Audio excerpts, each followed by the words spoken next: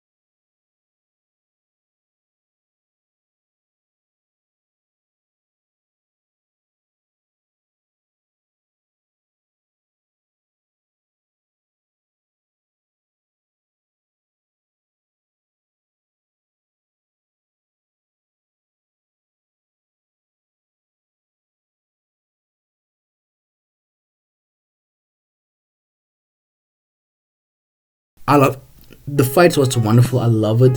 The cater the cater development between Nami was wonderful.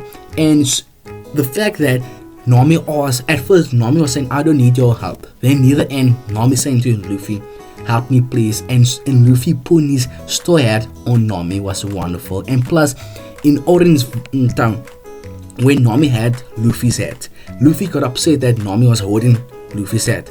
Now when Luffy trusts Nami, and when Luffy see Nami as his friend, he allowed Nami to hold his hat. And we see even when Buggy touched Luffy's hat, he got very upset about it. So it shows that Luffy and Nami got a very good relationship. It shows the layer of character, very emotional scene with Nami, and her backstory was very sad. Like I don't cry because I'm a man, but anyways, it was very good scene, very good backstory.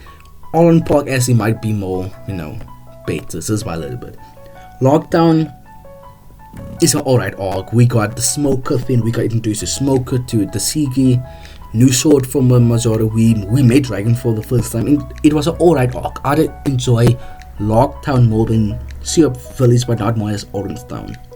Reverse Mountain, literally nothing happened. The only important thing happened, we made a very used whale. That's cool. Okay, so just see Whiskey Pick. As I think no, but Whiskey Pick was a very good way of starting the Elabov arc. Was a very good way. It was a wonderful.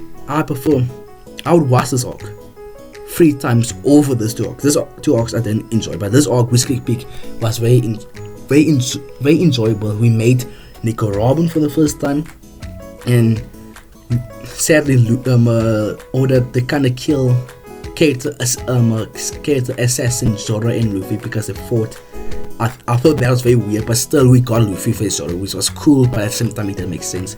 But anyways, when Zoro did 1v100 assassin, that was a cool moment. So that one moment I would beat those 2 arcs by a long shot.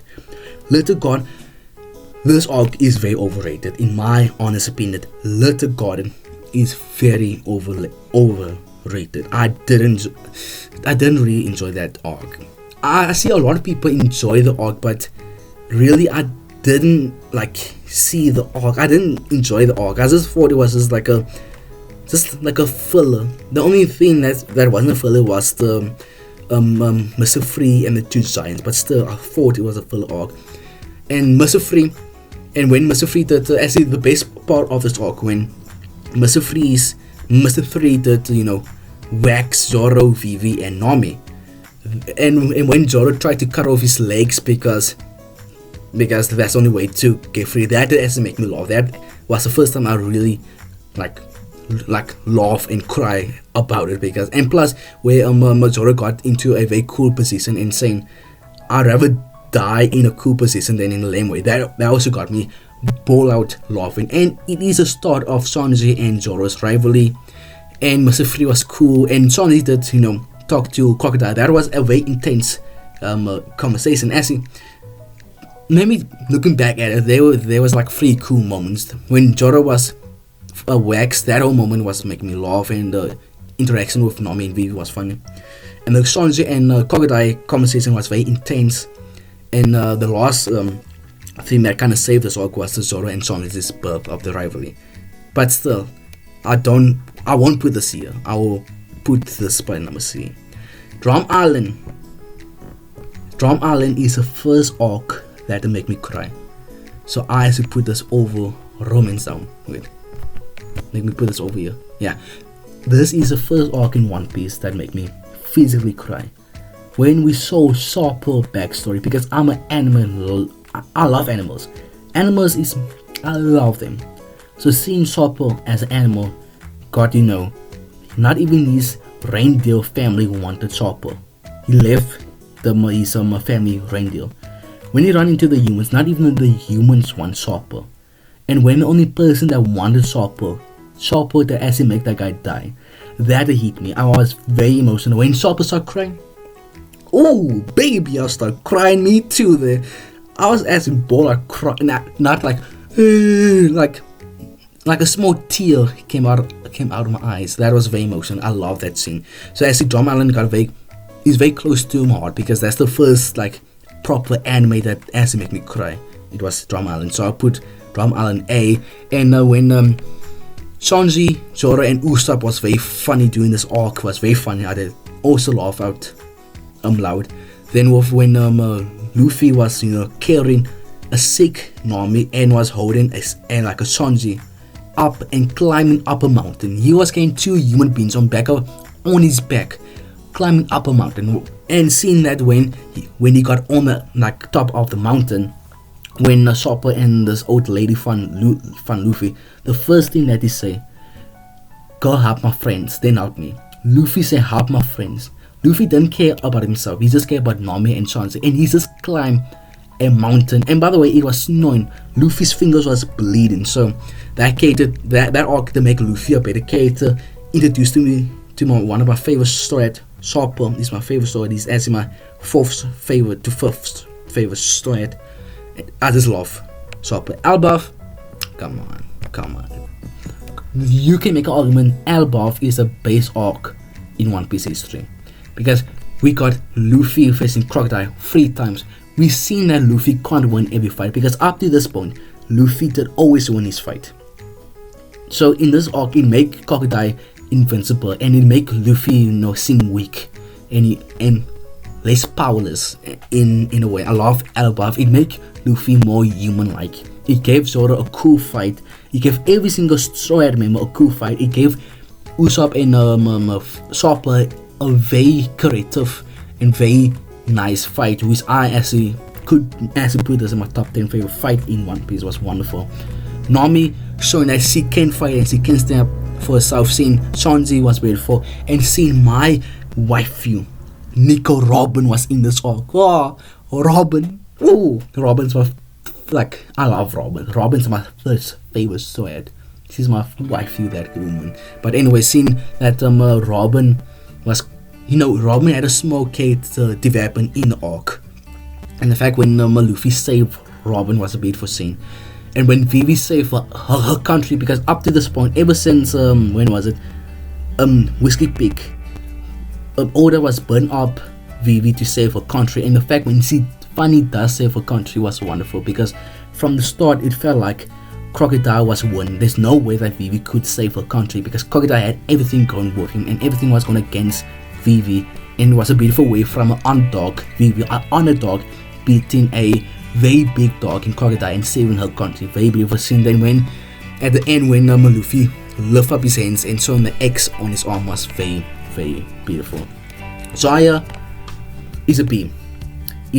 There was very cool moments, like the actually make me put this top of B.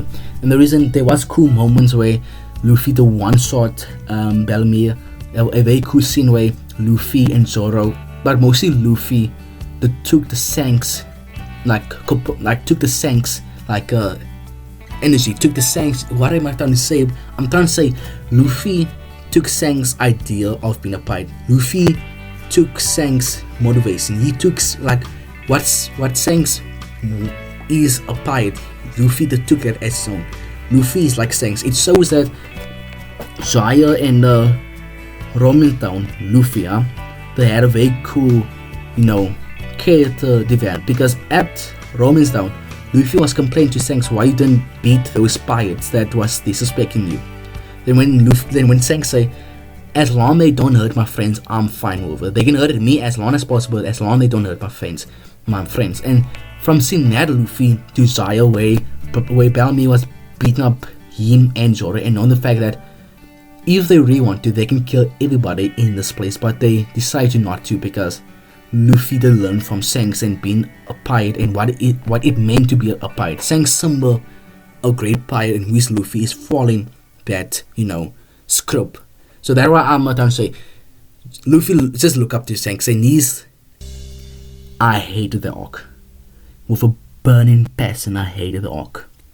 The only thing to Luffy, it shows that Zoro also had his character development. Luffy, Zoro, and Usopp had their character development, where Zoro took on the role of right-hand man, because during this whole time Zoro wasn't acting like the right-hand man. He was there always next to Luffy, but he always followed Luffy and never gave his input. Until now, when he gave his input, when Luffy said, if you invite him back into the ship, I will leave the crew. Monkey D. Luffy, I will leave the crew, and he stood his ground as a right-hand man, which was very respectable. Loved Zoro even more. Usopp love Usopp even more. Luffy indicated the weapon that the fact that he want Usopp to join his crew again. He want Usopp to stay in the crew because Luffy loved Usopp like a brother, like a younger brother. Luffy loved this man. And the fact that he's leaving his crew kind of, put an emotional stamp into Luffy.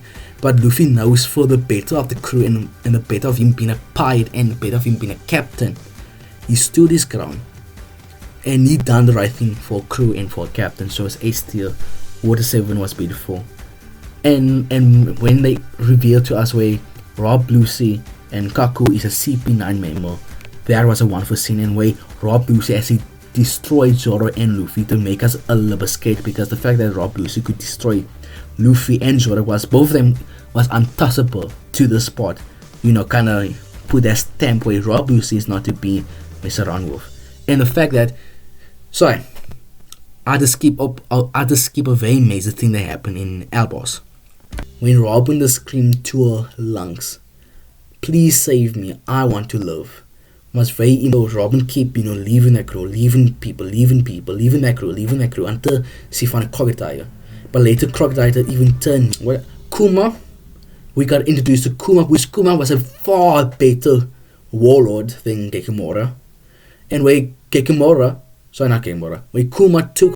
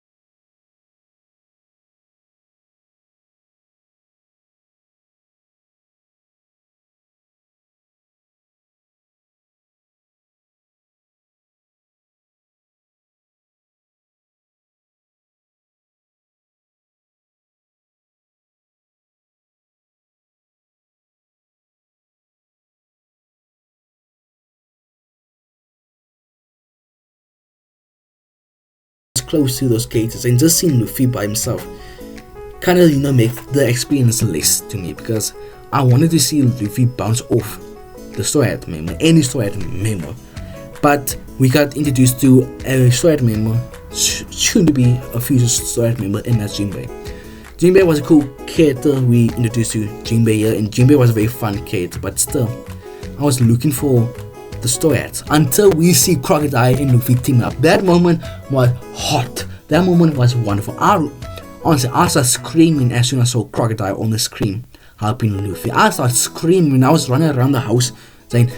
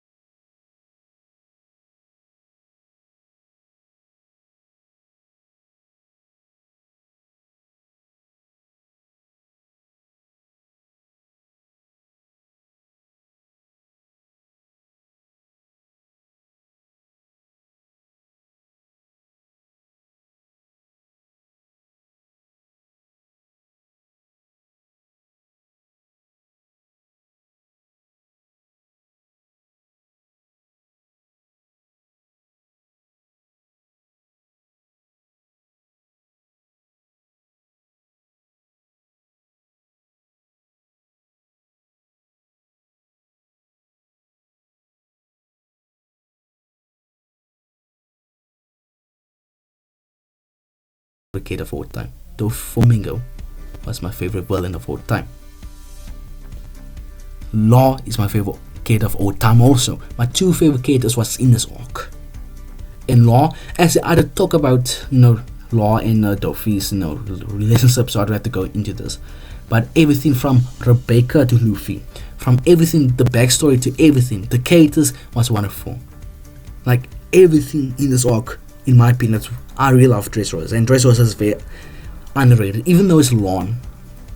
It's very long, but we got so much details. We got the backstory of Rebecca was beautiful. We got the backstory of Doflamingo was beautiful. We got the backstory of Law was beautiful. The two base backstory in One Piece, Doffy and Law, was in this arc.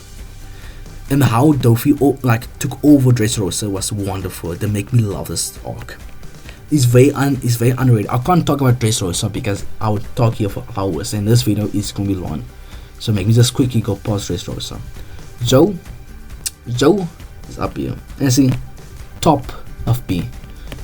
In my opinion, I think people overhype this arc. This arc, Joe, is very highly overrated. Highly overrated, really it is. Like, it's just overrated to me. Whole Cake Island. Actually, let's put Whole Cake Island here because we got again Sanji's first.